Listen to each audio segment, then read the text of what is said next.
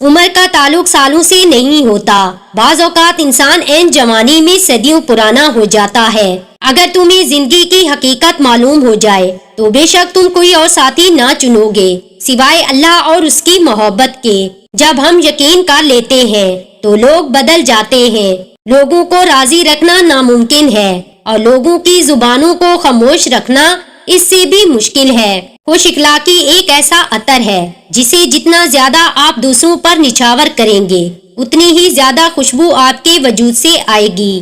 خوبصورت ہے وہ سوچ جو دوسرے انسانوں کے لیے اچھا سوچے، اور خوبصورت ہے وہ انسان جسے اللہ ایسی سوچ عطا کرے۔ کچھ لوگ نظر کی روشنی کی طرح ہوتے ہیں، وہ ساتھ ہوں تو اندھیروں میں بھی راستے مل جاتے ہیں۔ اگر ہمارا اخلاق صرف من پسند لوگوں کے لیے اچھا ہے تو ہم صرف موقع پرست ہیں، خوش اخلاق نہیں۔ مزاج کے خلاف بات پر مسکرا دینا لڑنے سے بہتر ہے۔ قبر کی تنہائی سے پہلے قدرت ہمیں کئی بار تنہا کرتی ہے تاکہ ہم خالق کے حقیقی کے تعلق کو سمجھیں۔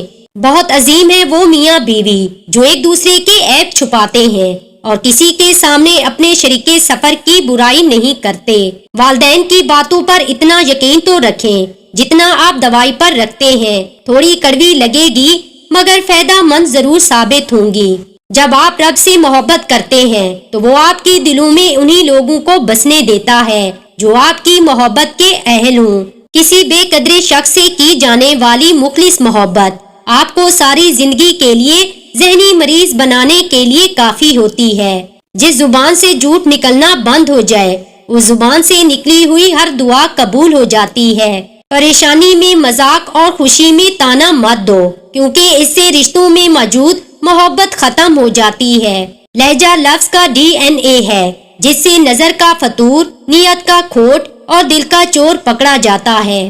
عورت کی دو خوبیاں ضدی سے ضدی مرد کو بھی اپنا غلام بنا دیتی ہیں۔ مرد کی عزت کرنا اور صبر کر کے پیار سے سمجھانا، مرد سے اونچی آواز میں بولنے کی بجائے طریقے سے بات کو سمجھنا۔